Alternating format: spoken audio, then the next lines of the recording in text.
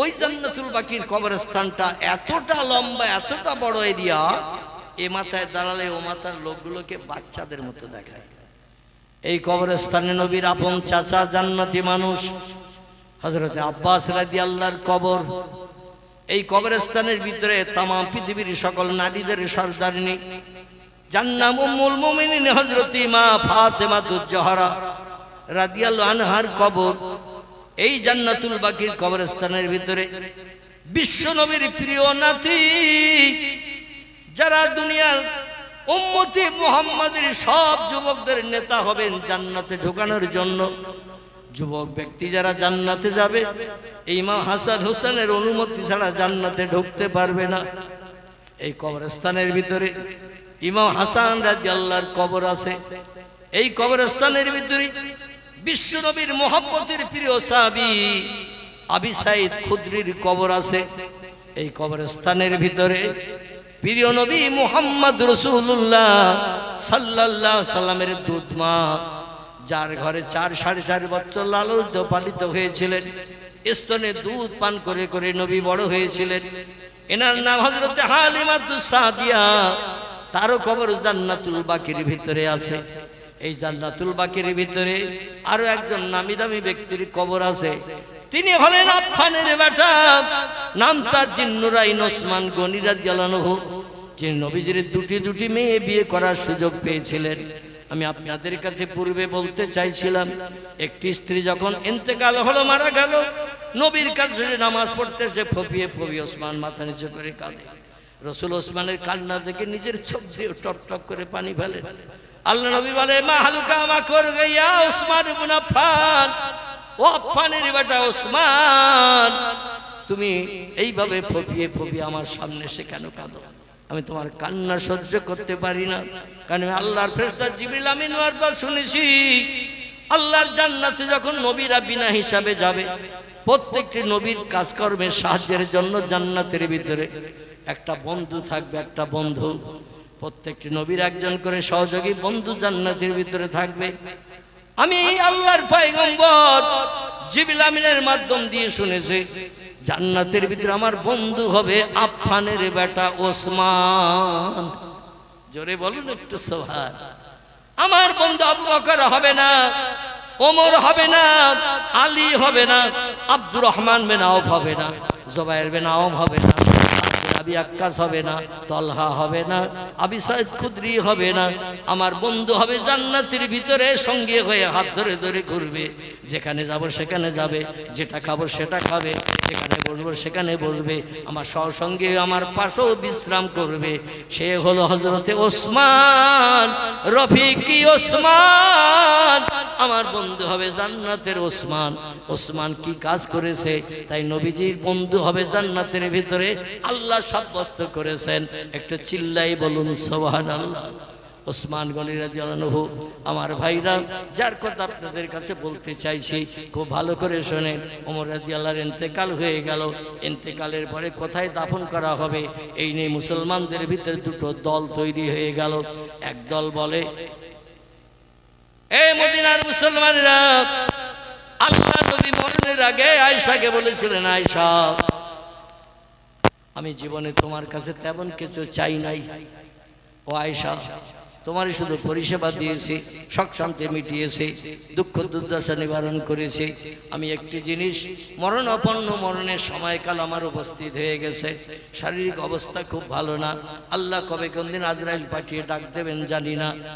এই আয়েশা, আমি একটি প্রস্তাব দাবি তোমার কাছে রাখবো, মরণের আগে আমার দাবিটাকে তুমি পালন করবে।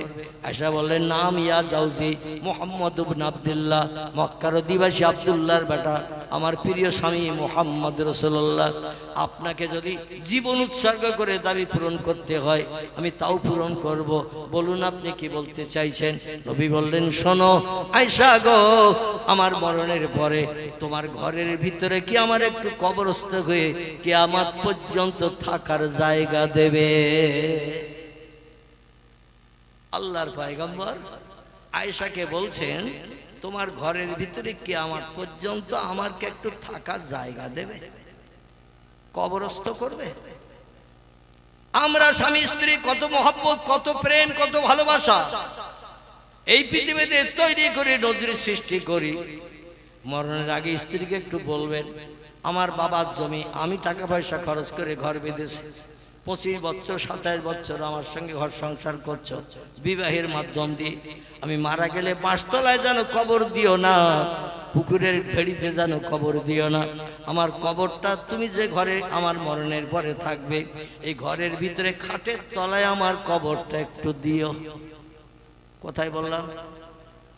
যে ঘরে তুমি রাত্রিবেলা বিশ্রাম করবে থাকবে এই ঘরে তক্ত গোশ কিংবা খাটের তলায় আমার কবরটাকে একটু দেবে। আপনাদের গাছারাটির মেয়েরা অবশ্যই সবাই রাজি হয়ে যাবে মনে হয়, কিন্তু আমাদের নেওরা গ্রামের একটা মেয়েও রাজি হবে না, বলবে যেখানে কবরস্থান মরিয়ে যাও সেখানে দেব। আর এমন জায়গায় কবর দেব পুকুর ঘাটে গেলে মাথা উঁচু করলে যেন তোমার কবর নজরেও দেখতে না পাই, কারণ পুকুর ঘাটে যে গোসল করতে যে যদি কবর দেখে ভয় লাগতে পারে।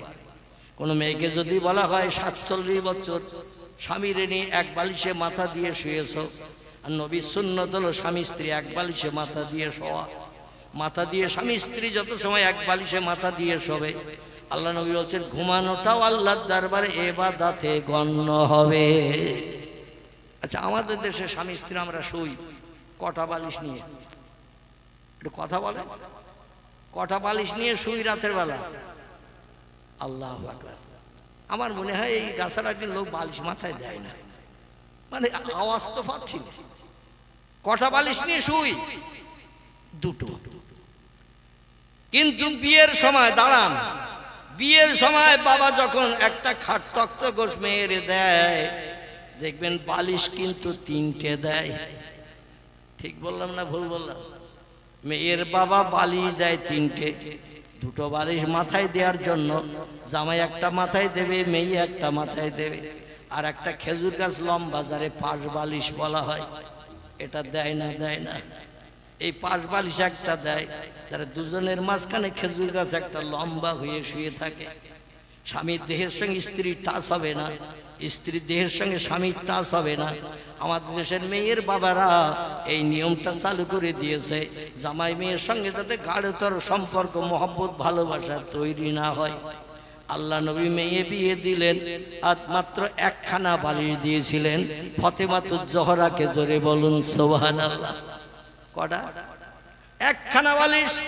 মসজিদ নববীতে পয়গম্বর নবীর পাশে থাকেন আয়েশার ঘরে, আর ফাতেমার বিয়ে দিয়ে মদিনা থেকে 8 মাইল দূর, 12 কিলোমিটারের মতো দূর, ওইখানে একটা খেজুর বাগান আছে, নাম তার জুলহলাইফ। কি নাম বললাম? এই জুলহলাইফ খেজুর বাগানে নবীজি ফাতেমার ঘর সংসারের জন্য একটা ভাড়া বাড়ি ঠিক করে দিয়েছিলেন। ভাড়া বাড়ি। আমার ভাইরা বালিশ দিলেন একটি, পানির মাটির কলসি দিলেন একটি, আর গম দিলেন 3 কেজি। আল্লাহ নবী দিয়ে বলেন ফাতেমা আমি ভাড়া বাড়ি ঠিক করেছি জুলহলাইফে, ওইখানে যে তোমার স্বামী আলীরে নিয়ে ঘর সংসার করো। আজকের থেকে আয়েশার ঘরে আর থাকার সুযোগ হবে না, কারণ তুমি বিবাহিতা, স্বামী নিয়ে থাকতে হবে। আয়েশা বিবাহিতা, আমারে নিয়ে থাকবে, তোমার এখন আলাদা থাকতে হবে। জোরে বলুন একটু সুবহানাল্লাহ। মাইশাতুল হুমায়রা বিয়েতে কবুল বলেছেন, বাবার কথা মান্যতা দিয়ে দিলেন। মান্যতা দিয়ে দিয়ে বলছেন ইয়া আবি, প্রাণের আব্বা। শ্বশুর বাড়িতে মেয়েরা যখন প্রথম যায় হাসে না কাঁদে? মেয়েরা যখন বিয়ের পরে শ্বশুর বাড়িতে যায় প্রথম দিন হাসে না কাঁদে? কাঁদে। কিন্তু আমি এখন বলবো বর্তমান প্রযুক্তির যুগে মোবাইল তৈরি হওয়ার কারণে মেয়ের এখন আর কাঁদে না, বরং মাথার বোঝা নেমে গেছে, আপনজন সাথী হয়ে গেছে। রাস্তাঘাটে পথে কেউ দেখলে আর সমালোচনা করবে না, তারে নিয়ে সংসার জীবনে সুখ ভোগ করবো, আনন্দ করে হাসতে হাসতে এখন শ্বশুর বাড়ি যায়। ঠিক বললাম না ভুল বললাম? অধিকাংশ বিয়ে লাভ ম্যারেজ, অবৈধ বিয়ে, প্রেম প্রীতি ভালোবাসা তৈরি করে এখন আর কাঁদতে কাঁদতে যায় না।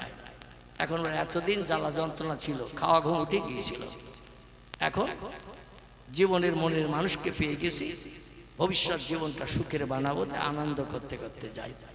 ফতেমার চোখ দিয়ে টপ টপ টপ টপ করে পানি পড়ছে।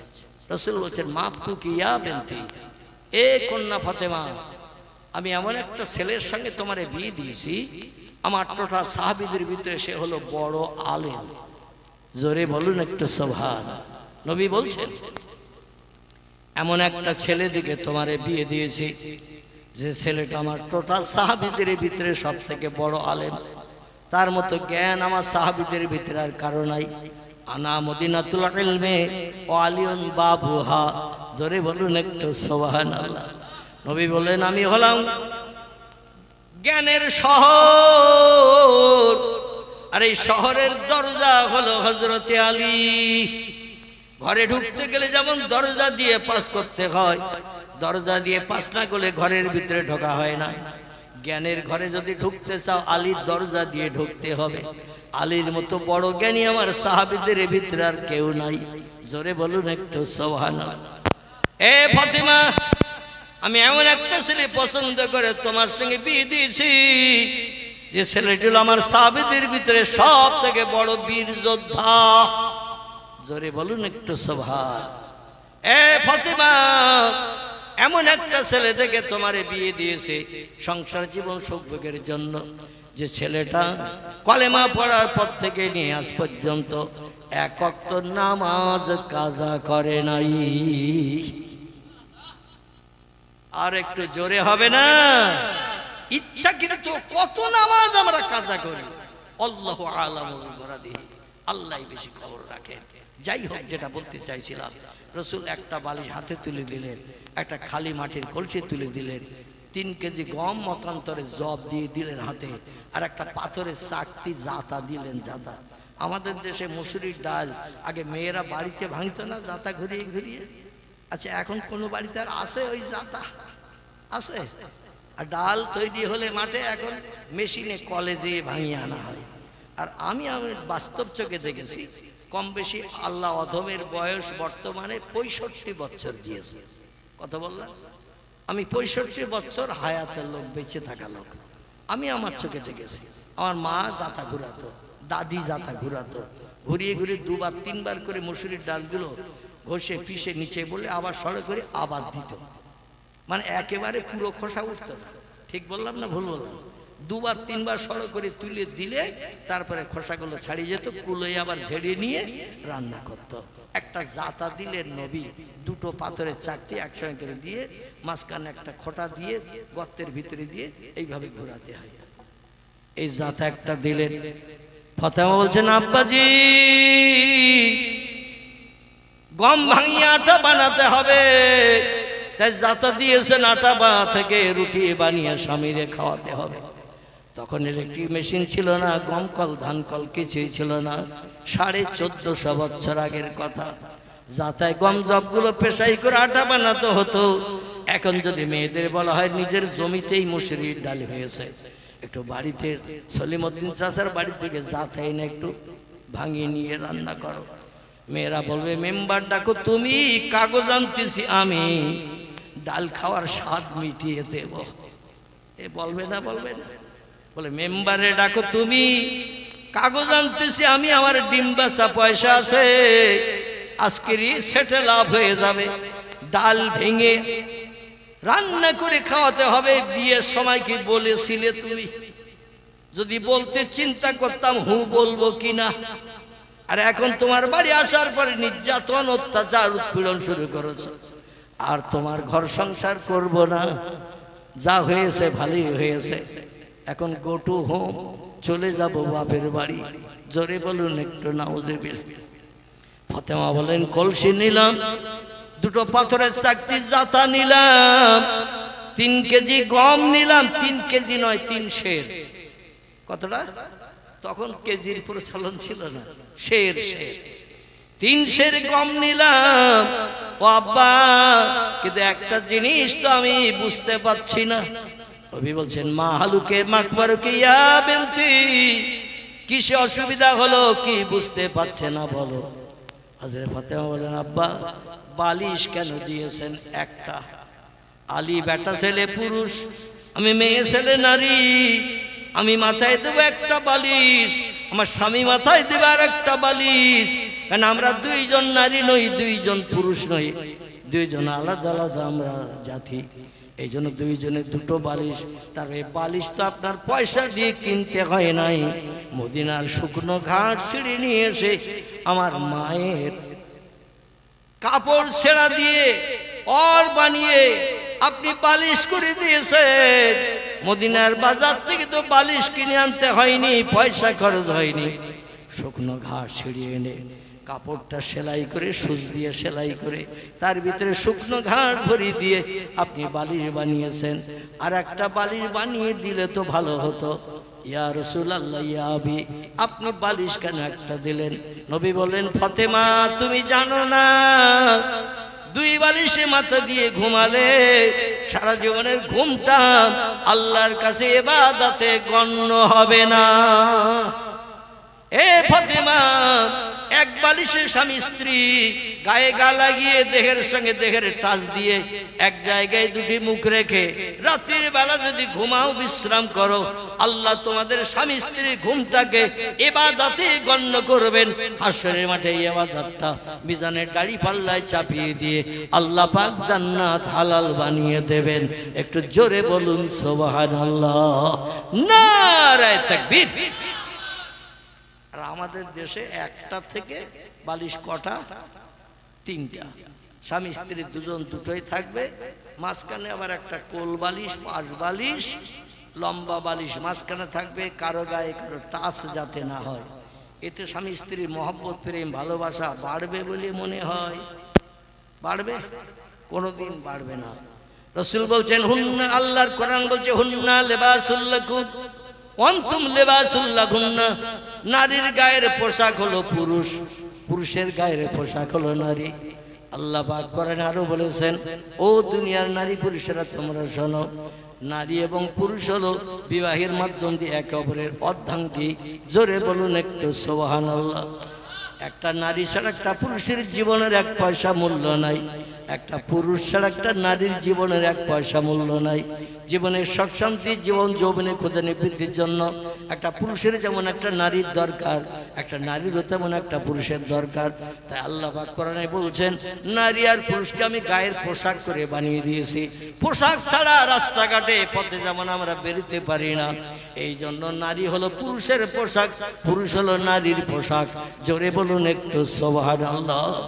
সাহাবীদের ভিতরে আলোচনা হলো, আলোচনা হতে হতে হতে হতে হতে হতে কেউ বলছেন, আল্লাহ নবী বলে গিয়েছিলেন, আমার দুই পাশে দুইজন ব্যক্তিকে তোমরা কবরস্থ করবে। একজনের নাম আবু বকর সিদ্দিক, আরেকজনের নাম ওমর। ওমরকে জিজ্ঞাসাবাদ করা হলো, আপনার জীবনের শেষ শখ কি, শেষ দাবি কি? মারা তো যাবেন দেখছি, আপনি আর বাঁচবেন না, যদি কোনো দাবি থাকে বলুন, পূরণ করব। ওমর বললেন, আল্লাহ নবীর এক পাশে আবু বকর সিদ্দিক দখল করে নিয়েছে, আমি এখন আর একটা পাশে নবীর কবর, রওজার পাশে, কবরের পাশে, নবীর দেহের আর একটা পাশে আমি কবরস্থ হতে চাই। এটা আল্লাহ নবী আয়েশাকে বলে দিয়ে গিয়েছিলেন, যদি ওমর আমার পাশে কবরস্থ হতে চাই, অবশ্যই তোমার ঘরে তারে কবরস্থ করিও। এই জন্য যদি মাইশাতুল হুমায়রা রাজি হয়, আমার কবরটা জান্নাতুল বাকিতে না দিয়ে আমাকে নবীর পাশে কবরস্থ করো। জোরে বলুন একটু সুবহানাল্লাহ, একটু জোরে বলুন সুবহানাল্লাহ। আমার ভাই, দেখতে দেখতে 2 ঘন্টা পেরিয়ে গেছে। মিলাদ কিয়াম, দোয়া, সবরে সারি বাকি। আপনারা কম বেশি অনেকে শুনেছেন, আমি দীর্ঘ 4 বছর কঠিন রোগে আক্রান্ত ছিলাম। আল্লাহ পাক 3.5 বছর আমাকে কলকাতায় একদিন বাদ একদিন ডায়ালিসিস করিয়েছেন। একদিন বাদ একদিন এই নেওরাদিগির বাড়ির থেকে কলকাতা সেই মুকুন্দপুর, সেখানে ডায়ালিসিস করতে যেতে হয়েছে 3.5 বছর। তারপরে গত 2024 সালের 18 জানুয়ারি আমার কিডনি ট্রান্সপ্লান্ট। দেহে যে 2টো কিডনি আছে, 2টি ড্যামেজ। সারা দিন রাত 24 ঘন্টায় 2 থেকে 3 ফোঁটা পেশাব হতো। পানি যা খেতাম সব দেহে জমে যেত। ডায়ালিসিসের মাধ্যম দিয়ে পানি বার করে 3.5 লিটার, 4 লিটার, 4 লিটার 200 পর্যন্ত পানি আমার দেহ থেকে একদিন বাদ একদিন বেরিয়েছে। এইভাবে ডায়ালিসিস করে করে একেবারে রুগ্ন, জীর্ণ, জরাজীর্ণ হয়ে গিয়েছিলাম। ওজন হয়ে গিয়েছিল ডায়ালিসিস করতে করতে 46 কেজি। কত বললাম? 46। এখন এই যে বেটে কুটে হালকা চেহারা দেখছেন, আল্লাহ এখন ওজনটা ডায়ালিসিসের পরে করেছেন 59 59.5 কেজি। কোথায় ছিল 46, এখন হয়েছে 59.5 কেজি। মাঝে মধ্যে হাফ কেজি কম বেশি হয়। চেহারা হয়ে গেছিল একেবারে কালো আছাঙার। আল্লাহ এখন একটু চেহারার পরিবর্তন ঘটিয়েছে। ডাক্তারি নির্দেশ 1.5 ঘন্টার বেশি যেন বক্তব্য রাখবে না। তবে আমাদের বাংলা একটা বাংলা প্রবাদ আছে, রাখে আল্লাহ মারে কে, মারে আল্লাহ, একটু জোরে বলে, রাখে কে। এই যে প্রবাদটা 100-র ভিতরে 100% সত্য। আল্লাহ অধমকি দিয়ে সেটা বাস্তব প্রমাণ ঘটিয়ে দিয়েছেন।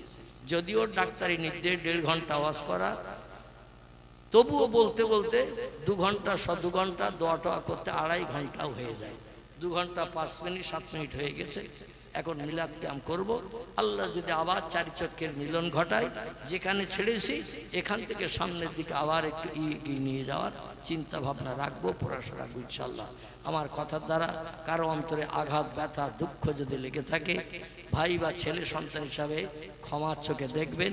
আমি আপনাদের জন্য দোয়া করি, আল্লাহ আপনাদের সকলকে যেন বিশ্বনবী মুহাম্মদ রাসূলুল্লাহকে আল্লাহ যে জান্নাত দান করবেন, ওই জান্নাতের অধিবাসী আপনাদের সকলকে যেন আল্লাহ বানিয়ে দেন। সকলে বলুন আমিন। সবাই একটু উঠে দাঁড়ান, নবীজির দরবারে শোনার মদিনায়।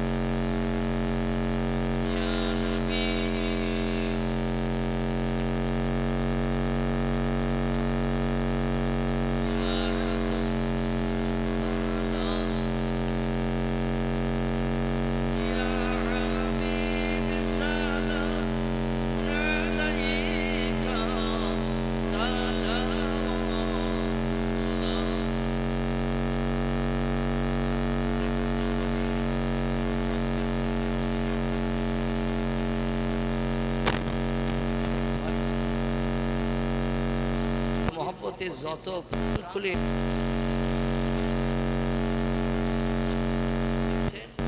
তারে আমি সঙ্গে না নিয়ে জান্নাতে ঢুকবো না।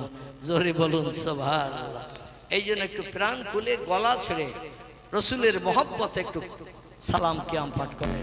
সকলে জোরে জোরে একটু পড়েন, ইয়া নবী সালামুন আলাইকা, ইয়া রাসূল সালাম, ইয়া হাবিব সালামুন আলাইকা, সালাওয়াতুল্লাহ। নবীজির আব্বা আব্দুল্লাহ, রাসূলুল্লাহর আম্মা আমিনা, হাবিবের দুদমা হালিমা, দয়ার নবীর রওজা মদিনা। ইয়া নবী সালাম, ইয়া রাসূল সালাম, ইয়া হাবিব সালামুন আলাইকা, সালাওয়াতুল্লাহ।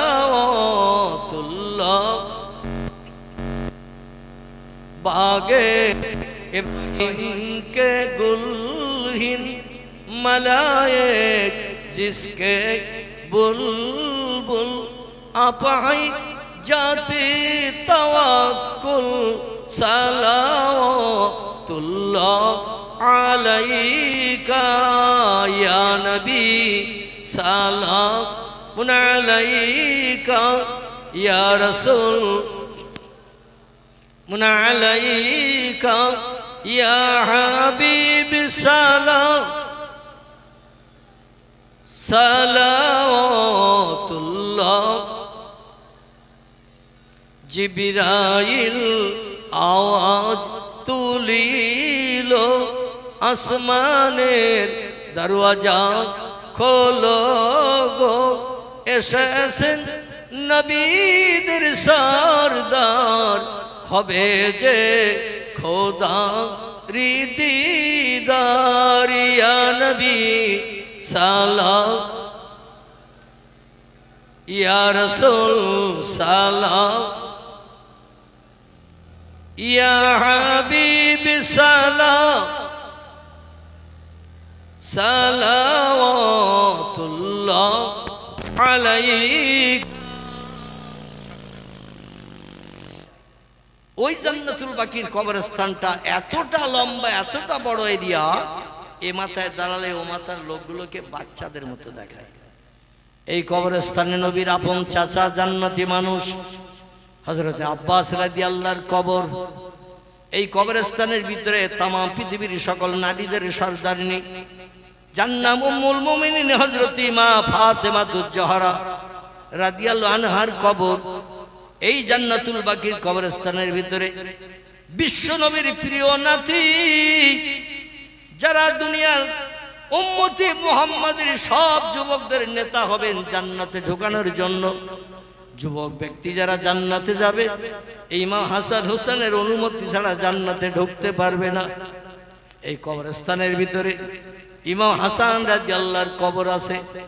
এই কবরস্থানের ভিতরে বিশ্ব নবীর মুহাম্মতের প্রিয় সাহাবী আবি সাঈদ খুদরির কবর আছে।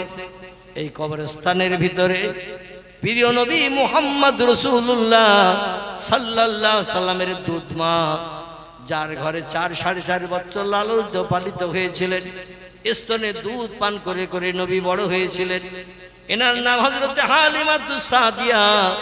তারও কবর জান্নাতুল বাকির ভিতরে আছে। এই জান্নাতুল বাকির ভিতরে আরো একজন নামি দামি ব্যক্তির কবর আছে। তিনি হলেন আফফানের বেটা, নাম তার জিন্নুরাইন ওসমান গনি রাদিয়াল্লাহু আনহু, যিনি নবীজির দুটি মেয়ে বিয়ে করার সুযোগ পেয়েছিলেন। আমি আপনাদের কাছে পূর্বে বলতে চাইছিলাম, একটি স্ত্রী যখন ইন্তেকাল হলো, মারা গেল, নবীর কাছে নামাজ পড়তে সে ফপিয়ে ফপিয়ে ওসমান মাথা নিচু করে কাঁদে। রাসূল ওসমানের কান্না দেখে নিজের চোখ দিয়ে টপ টপ করে পানি ফেলে। আল্লাহ নবী বলে, মা হালুকা মা কর গিয়া ওসমান ইবনে আফফান, ও আফফানের বেটা ওসমান, তুমি এইভাবে ফপিয়ে ফপিয়ে আমার সামনে এসে কেন কাঁদো? আমি তোমার কান্না সহ্য করতে পারি না। কারণ আমি আল্লাহর ফেরেশতা জিবরিল আমিন বারবার শুনেছি, আল্লাহর জান্নাতে যখন নবীরা বিনা হিসাবে যাবে, প্রত্যেকটি নবীর কাজকর্মের সাহায্যের জন্য জান্নাতের ভিতরে একটা বন্ধু থাকবে, একটা বন্ধু। প্রত্যেকটি নবীর একজন করে সহযোগী বন্ধু জান্নাতের ভিতরে থাকবে। আমি আল্লাহর পয়গম্বর জিবরিল আমিনের মাধ্যম দিয়ে শুনেছি, জান্নাতের ভিতরে আমার বন্ধু হবে আফফানের বেটা ওসমান। জোরে বলুন একটু সুবহান। আমার বন্ধু আবু বকর হবে না, ওমর হবে না, আলী হবে না, আব্দুর রহমান বিন আওফ হবে না, জুবায়ের বিন আওয়াম হবে না, আবি আক্কাস হবে না, তলহা হবে না, আবি সাঈদ খুদরি হবে না। আমার বন্ধু হবে জান্নাতের ভিতরে সঙ্গে হয়ে হাত ধরে ধরে ঘুরবে। যেখানে যাব সেখানে যাবে, যেটা খাবো সেটা খাবে, যেখানে বসবো সেখানে বসবে, আমার সঙ্গে আমার পাশেও বিশ্রাম করবে। সে হলো হযরতে ওসমান, রফিকি ওসমান। আমার বন্ধু হবে জান্নাতের ওসমান। ওসমান কি কাজ করেছে, তাই নবীজির বন্ধু হবে জান্নাতের ভিতরে আল্লাহ সাব্যস্ত করেছেন। একটু চিল্লাই বলুন সুবহানাল্লাহ। ওসমান গনি রাদিয়াল্লাহু আনহু আমার ভাইরা, যার কথা আপনাদের কাছে বলতে চাইছি, খুব ভালো করে শুনেন। ওমর রাদিয়াল্লাহর ইন্তেকাল হয়ে গেল। ইন্তেকালের পরে কোথায় দাফন করা হবে এই নিয়ে মুসলমানদের ভিতরে দুটো দল তৈরি হয়ে গেল। এক দল বলে, এই মদিনার মুসলমানেরা, আল্লাহ নবী মরণের আগে আয়েশাকে বলেছিলেন, আয়েশা, আমি জীবনে তোমার কাছে তেমন কিছু চাই নাই। ও আয়েশা, তোমারই শুধু পরিষেবা দিয়েছি, শোক শান্তি মিটিয়েছি, দুঃখ দুর্দশা নিবারণ করেছি। আমি একটি জিনিস, মরণাপন্ন মরণের সময়কাল আমার উপস্থিত হয়ে গেছে, শারীরিক অবস্থা খুব ভালো না। আল্লাহ কবে কোন দিন আজরাইল পাঠিয়ে ডাক দেবেন জানি না। এই আয়েশা, আমি একটি প্রস্তাব দাবি তোমার কাছে রাখবো, মরণের আগে আমার দাবিটাকে তুমি পালন করবে। আয়েশা বললেন, নাম ইয়া জাউজি মুহাম্মদ ইবনে আব্দুল্লাহ, মক্কার অধিবাসী আব্দুল্লাহর বেটা, আমার প্রিয় স্বামী মুহাম্মদ রাসূলুল্লাহ, আপনাকে যদি জীবন উৎসর্গ করে দাবি পূরণ করতে হয় আমি তাও পূরণ করব। বলুন আপনি কি বলতে চাইছেন? নবী বললেন, শোনো আয়েশা গো, আমার মরণের পরে তোমার ঘরের ভিতরে কি আমার একটু কবরস্থ হয়ে কিয়ামত পর্যন্ত থাকার জায়গা দেবে? আল্লাহর পয়গম্বর আয়েশাকে বলছেন, তোমার ঘরের ভিতরে কিয়ামত পর্যন্ত আমাকে একটু থাকার জায়গা দেবে, কবরস্থ করবে। আমরা স্বামী স্ত্রী কত মহব্বত, কত প্রেম, কত ভালোবাসা এই পৃথিবীতে তৈরি করে নজরে সৃষ্টি করি। মরণের আগে স্ত্রীকে একটু বলবেন, আমার বাবার জমি আমি টাকা পয়সা খরচ করে ঘর বেঁধেছি, 25 বছর 27 বছর আমার সঙ্গে ঘর সংসার করছো, বিবাহের মাধ্যম দিয়ে আমি মারা গেলে 5 তলায় যেন কবর দিও না, পুকুরের ভেড়িতে যেন কবর দিও না। আমার কবরটা তুমি যে ঘরে আমার মরণের পরে থাকবে, এই ঘরের ভিতরে খাটের তলায় আমার কবরটা একটু দিও। কোথায় বললাম? যে ঘরে তুমি রাত্রিবেলা বিশ্রাম করবে থাকবে, এই ঘরে তক্ত গোশ কিংবা খাটের তলায় আমার কবরটাকে একটু দেবে। আপনাদের গাছারাটির মেয়েরা অবশ্যই সবাই রাজি হয়ে যাবে মনে হয়, কিন্তু আমাদের নেওরা গ্রামের একটা মেয়েও রাজি হবে না। বলবে যেখানে কবরস্থান মরিয়ে যাও সেখানে দেব, আর এমন জায়গায় কবর দেব পুকুর ঘাটে গেলে মাথা উঁচু করলে যেন তোমার কবর নজরেও দেখতে না পাই। কারণ পুকুর ঘাটে যে গোসল করতে যে যদি কবর দেখে ভয় লাগতে পারে। কোনো মেয়েকে যদি বলা হয় 47 বছর স্বামীর নিয়ে এক বালিশে মাথা দিয়ে শুয়েছ, আর নবীর সুন্নত হলো স্বামী স্ত্রী এক বালিশে মাথা দিয়ে শোয়া। মাথা দিয়ে স্বামী স্ত্রী যত সময় এক বালিশে মাথা দিয়ে শোবে, আল্লাহ নবী বলছেন ঘুমানোটাও আল্লাহর দরবারে ইবাদতে গণ্য হবে। আচ্ছা, আমাদের দেশে স্বামী স্ত্রী আমরা শুই কটা বালিশ নিয়ে? একটু কথা বলে, কটা বালিশ নিয়ে শুই রাতের বেলা? আল্লাহু আকবার। আমার মনে হয় এই গাছারাটির লোক বালিশ মাথায় দেয় না, মানে আওয়াজ তো পাচ্ছি না। কটা বালিশ নিয়ে শুই? দুটো। কিন্তু বিয়ের সময় দাঁড়ান, বিয়ের সময় বাবা যখন একটা খাট তক্ত গোশ মেয়েরে দেয়, দেখবেন বালিশ কিন্তু 3টে দেয়। ঠিক বললাম না ভুল বললাম? মেয়ের বাবা বালিশ দেয় 3টে, দুটো বালিশ মাথায় দেওয়ার জন্য জামাই একটা মাথায় দেবে, মেয়ে একটা মাথায় দেবে, আর একটা খেজুর গাছ লম্বা যারে 5 বালিশ বলা হয়, এটা দেয় না? দেয় না? এই 5 বালিশ একটা দেয়, যারা দুজনের মাঝখানে খেজুর গাছ একটা লম্বা হয়ে শুয়ে থাকে। স্বামীর দেহের সঙ্গে স্ত্রীর টাচ হবে না, স্ত্রীর দেহের সঙ্গে স্বামীর টাচ হবে না। আমাদের দেশের মেয়ের বাবারা এই নিয়মটা চালু করে দিয়েছে, জামাই মেয়ের সঙ্গে যাতে গাঢ়তর সম্পর্ক, মহব্বত, ভালোবাসা তৈরি না হয়। আল্লাহ নবী মেয়ে বিয়ে দিলেন আর মাত্র একখানা বালিশ দিয়েছিলেন ফাতেমাতুজ জোহরাকে। জোরে বলুন সুবহানাল্লাহ। কটা? একখানা বালিশ। মসজিদে নববীতে পয়গম্বর নবীর পাশে থাকেন আয়েশার ঘরে, আর ফাতেমার বিয়ে দিয়ে মদিনা থেকে 8 মাইল দূর, 12 কিলোমিটারের মতো দূর, ওইখানে একটা খেজুর বাগান আছে, নাম তার জুলহলাইব। কি নাম বললাম? এই জুলহলাইব খেজুর বাগানে নবীজি ফাতেমার ঘর সংসারের জন্য একটা ভাড়া বাড়ি ঠিক করে দিয়েছিলেন। ভাড়া বাড়ি। আমার ভাইরা, বালিশ দিলেন একটি, পানির মাটির কলসি দিলেন একটি, আর গম দিলেন 3 কেজি।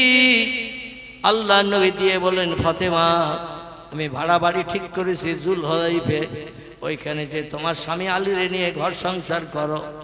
আজকের থেকে আয়েশার ঘরে আর থাকার সুযোগ হবে না, কারণ তুমি বিবাহিতা, স্বামী নিয়ে থাকতে হবে। আয়েশা বিবাহিতা, আমারে নিয়ে থাকবে, তোমার এখন আলাদা থাকতে হবে।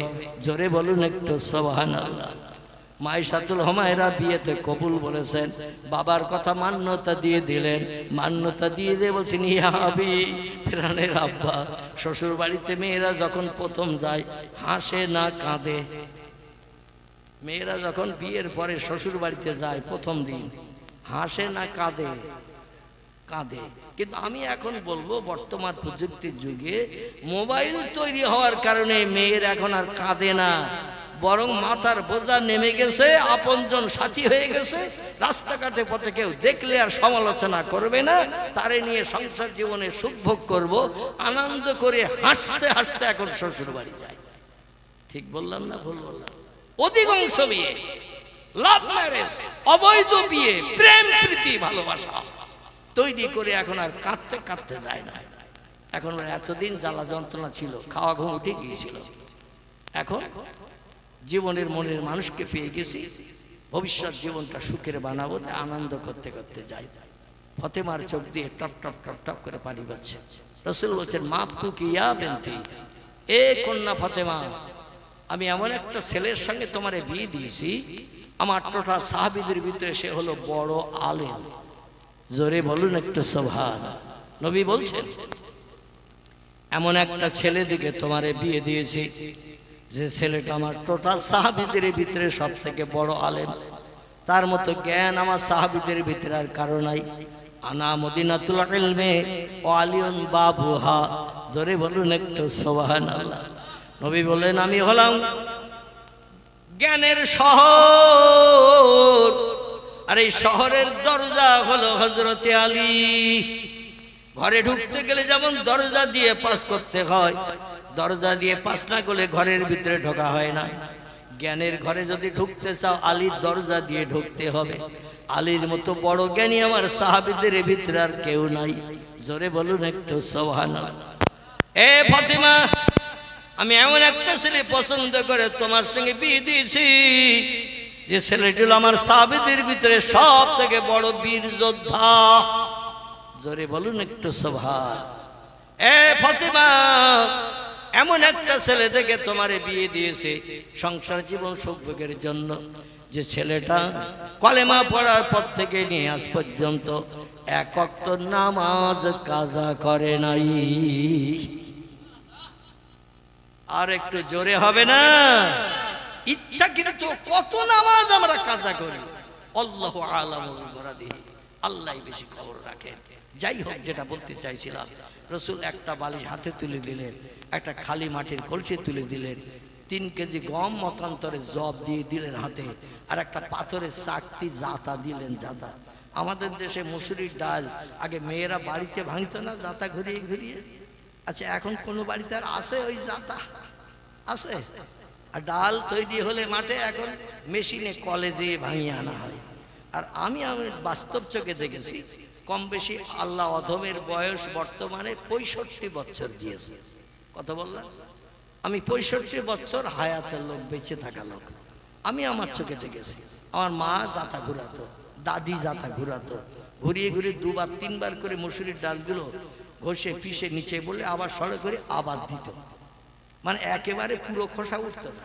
ঠিক বললাম না ভুল বললাম? 2 বার 3 বার সরে করে তুলে দিলে তারপরে খোসাগুলো ছাড়িয়ে যেত, কুলোয় আবার ঝেড়ে নিয়ে রান্না করত। একটা জাতা দিলেন নবী, 2টো পাথরের চাকতি একসঙ্গে করে দিয়ে মাঝখানে একটা খোটা দিয়ে গর্তের ভিতরে দিয়ে এইভাবে ঘোরাতে হয়। এই জাতা একটা দিলেন। ফাতেমা বলছেন, আব্বাজি, গম ভাঙিয়ে আটা বানাতে হবে, তাই জাতা দিয়েছেন, আটা থেকে রুটি বানিয়ে স্বামীরে খাওয়াতে হবে। তখন ইলেকট্রিক মেশিন ছিল না, গম কল ধান কল কিছুই ছিল না। 1450 বছর আগের কথা। জাতায় গম জবগুলো পেশাই করে আটা বানাতে হতো। এখন যদি মেয়েদের বলা হয় নিজের জমিতেই মুসুরির ডাল হয়েছে, একটু বাড়িতে সলিমউদ্দিন চাচার বাড়ি থেকে জাতাই না একটু ভাঙিয়ে নিয়ে রান্না করো, মেয়েরা বলবে মেম্বার ডাকো তুমি, কাগজ আনতেছি আমি, ডাল খাওয়ার স্বাদ মিটিয়ে দেব। এ বলবে না? বলবে না? বলে মেম্বারে ডাকো তুমি, কাগজ আনতেছি আমি, আমার ডিম বেচা পয়সা আছে, আজকেরই সেটে লাভ হয়ে যাবে। ডাল ভেঙে রান্না করে খাওয়াতে হবে। বিয়ের সময় কি বলেছিলে তুমি? যদি বলতে চিন্তা করতাম হু বলবো কিনা। আর এখন তোমার বাড়ি আসার পরে নির্যাতন, অত্যাচার, উৎপীড়ন শুরু করেছো।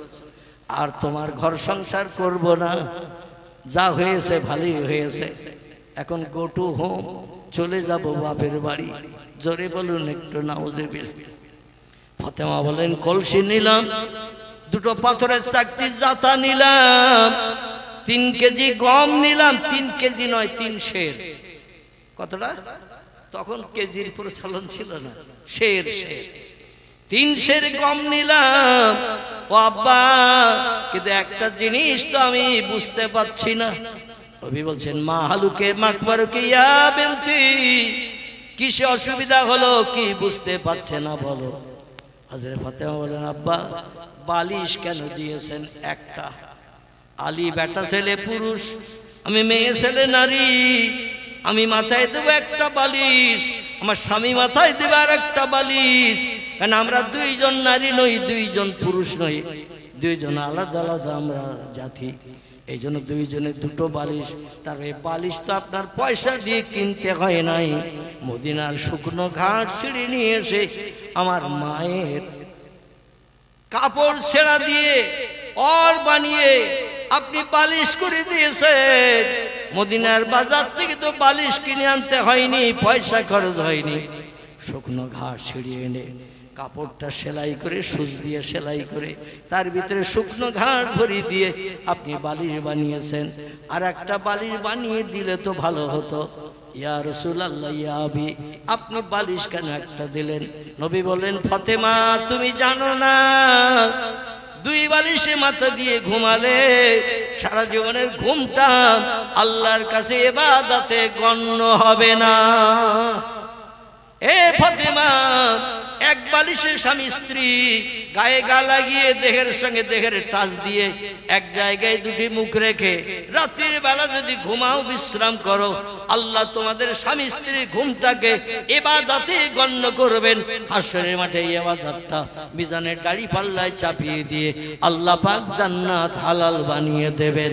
একটু জোরে বলুন সুবহানাল্লাহ, নারায়ে তাকবীর।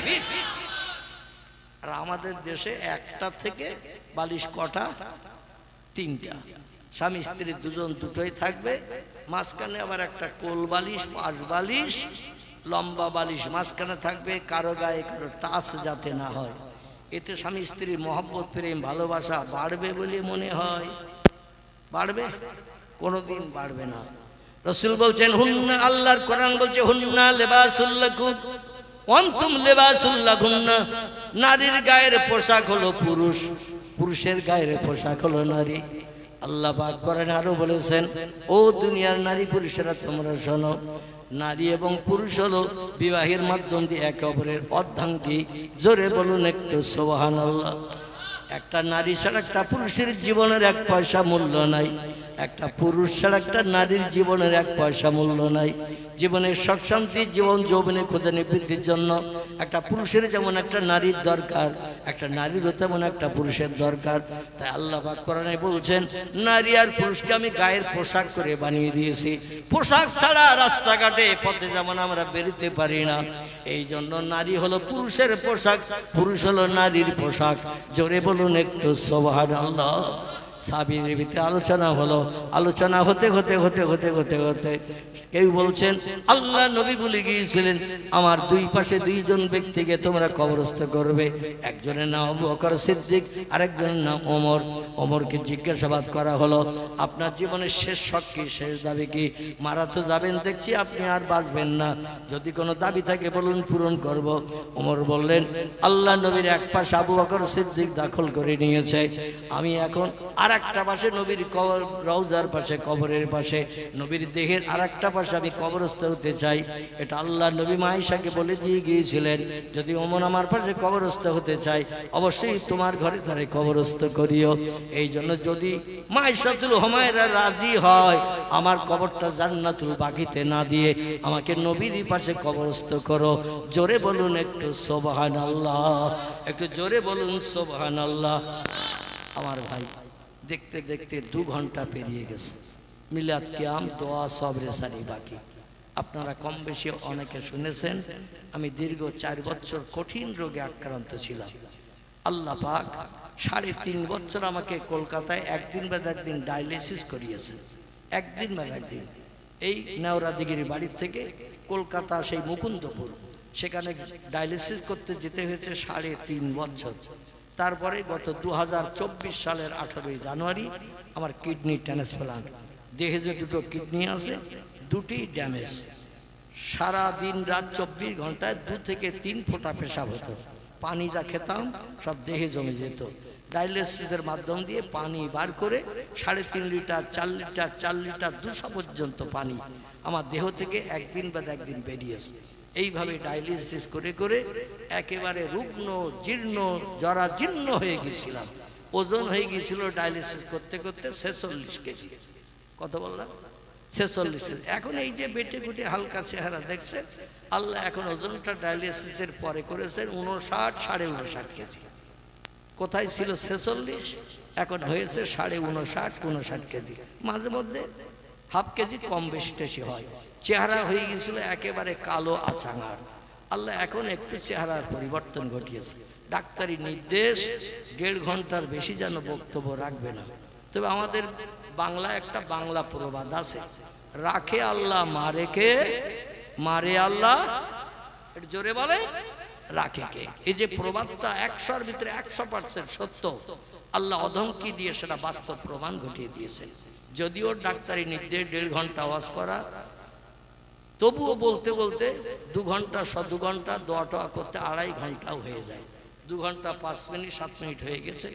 এখন মিলাদ ক্যাম্প করব। আল্লাহ যদি আবার 4 চক্কের মিলন ঘটায়, যেখানে ছেড়েছি এখান থেকে সামনের দিকে আবার একটু এগিয়ে নিয়ে যাওয়ার চিন্তা ভাবনা রাখবো, প্রয়াস রাখবো ইনশাল্লাহ।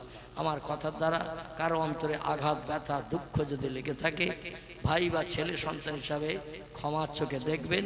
আমি আপনাদের জন্য দোয়া করি, আল্লাহ আপনাদের সকলকে যেন বিশ্বনবী মুহাম্মদ রাসূলুল্লাহকে আল্লাহ যে জান্নাত দান করবেন, ওই জান্নাতের অধিবাসী আপনাদের সকলকে যেন আল্লাহ বানিয়ে দেন। সকলে বলুন আমিন। সবাই একটু উঠে দাঁড়ান, নবীজির দরবারে সোনার মদিনায়।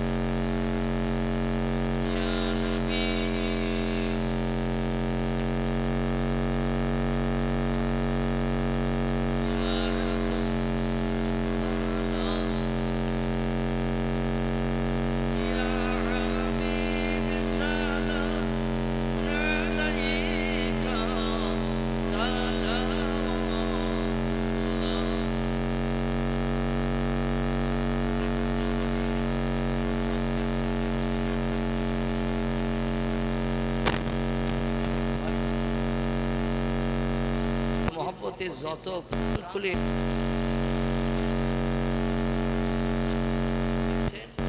তারে আমি সঙ্গে না নিয়ে জান্নাতে ঢুকবো না। জোরে বলুন সুবহানাল্লাহ। এই জন্য একটু প্রাণ খুলে গলা ছেড়ে রসুলের মহব্বতে একটু সালাম কিয়াম পাঠ করেন। সকলে জোরে জোরে একটু পড়েন, ইয়া নবী সালামুন আলাইকা, ইয়া রাসূল সালাম, ইয়া হাবিব সালামুন আলাইকা, সালাওয়াতুল্লাহ। নবীজির আব্বা আব্দুল্লাহ, রাসূলুল্লাহর আম্মা আমিনা, হাবিবের দুদমা হালিমা, দয়ার নবীর রওজা মদিনা। ইয়া নবী সালাম, ইয়া রাসূল সালাম, ইয়া হাবিব সালামুন আলাইকা, সালাওয়াতুল্লাহ।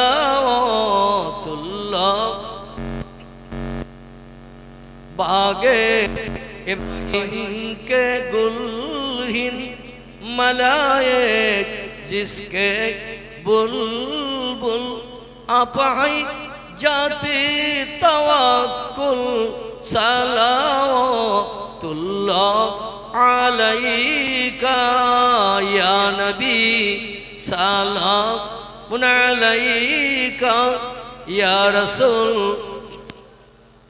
मुनालैका, या हबीब सलाम, सलावतुल्लाह।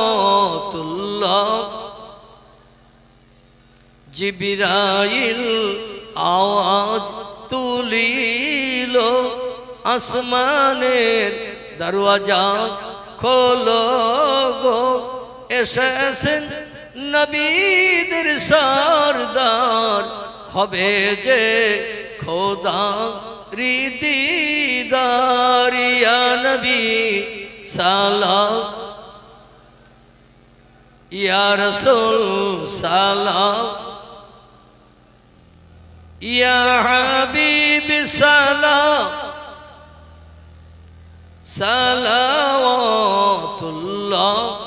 আলাইকা বিসাল্লাম।